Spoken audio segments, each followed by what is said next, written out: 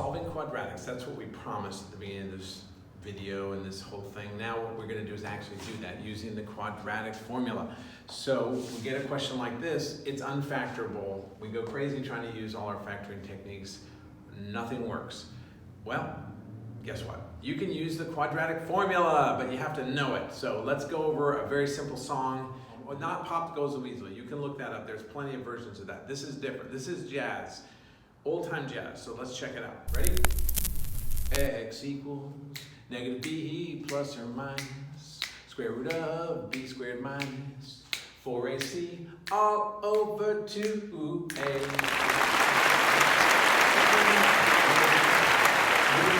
Let's use it. What is a and what is b and what is c? Well, we know that these are the three coefficients, a, b, and c, because we studied this and we know that this is in the form ax squared plus bx plus c, right? A, B, C.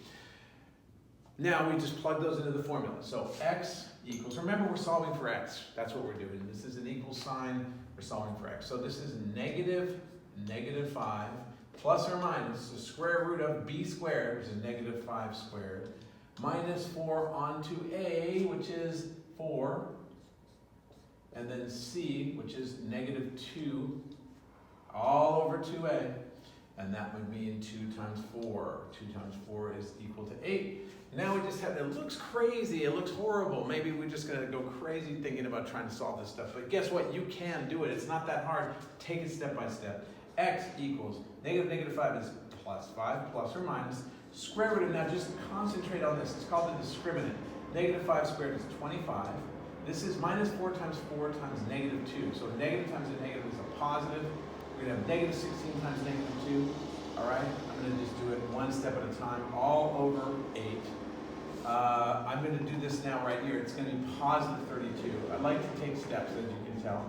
And now what we can do is take that inner part and then work from there. So this is going to be x equals 5 plus or minus square root of 25 plus 32 is 57, and then all over 8.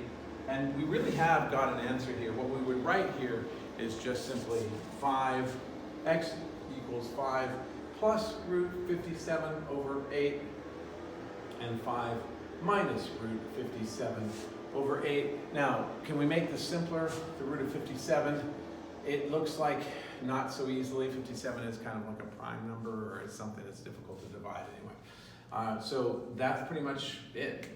Those are our roots. And now, what does that mean in terms of a graph? Well, we can actually look at a parabola, okay, and we can ask a couple questions. We know that the root of 57 is a positive number. That root of 57, if we were to look that up on our calculators, we'd get, well, let's do it. All right, so what have we done? What are we doing? What is this? This is insane. I mean, we've got radicals, something called a quadratic formula. I mean, you must be thinking, you're in so deep into this now, you must be thinking, this is just beyond what I ever expected, right?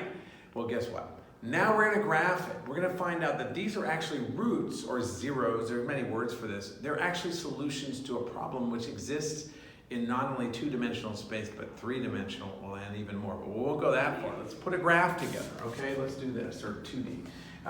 These roots, are going to plot those. That's 1, that's 2, that's 1.57 approximately there, 1.57. And then over there, negative 3.2, negative 1, negative 2, negative 3, negative 0.32. So that's going to be like right about there, negative 0.32.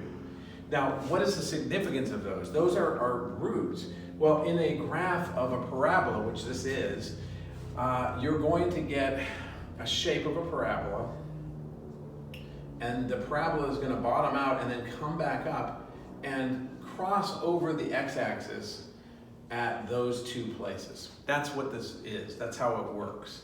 And you know that this is, this is basically the format that that's going to take. Now, the parabolas are going to take different shapes. We're going to study different forms. We're going to do a lot of these questions.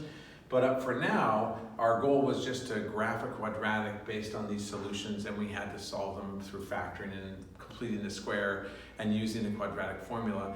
That's what we've been doing today in this video. Basically finding a way to get your x's, your zeros, your places where the graph crosses the x-axis. Your x-intercepts, remember that? X-intercepts, that's what these are.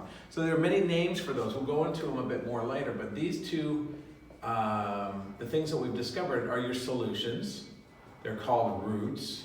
They're called x-intercepts, or they happen to be x-intercepts, okay? And they're also called zeros. So there's a lot of terms for those. And you'll be asked this question in many different forms. But that's what they are. So you just have to do a lot of questions and then see this come up in different ways and realize that's what you're finding here. This thing, by the way, is called the discriminant. What's inside of here is the discriminant. So when we go back to that, it's basically the discriminant is everything in here. I'm going to just circle it. I'm going to go right here. Discriminant. Now, when that is positive, which it is, we got root 57. We know when that inside there is positive, we know that we're going to get two roots, and that's exactly what we got. So sometimes you can just look at the question and look at the discriminant and this ascertain whether this parabola is even going to go through the x-axis. Sometimes they don't. Let's look at a situation where they don't. Well, when does a parabola not go through the x-axis? I mean, it's going to be like this. That could happen. And then you would have no solution or no roots. But we are not dealing with that question today. I'm just letting you know that that's in the pipeline based on your discriminant. Whatever number is inside of that quadratic, that's called your discriminant. And that can tell you how many solutions we have. This is no solution, okay, or no solutions, no roots. The one we just had was two solutions. When do we have one solution? Well, that would be a case where our parabola would just touch the line at one place. It's not going to cross this two ways, it's going to cross one time. So that's just a quick overview of what's in store, but we'll wait for another video for that. There's lots of fun stuff to happen here. Please learn this song. If you learn this song, all the magic will happen.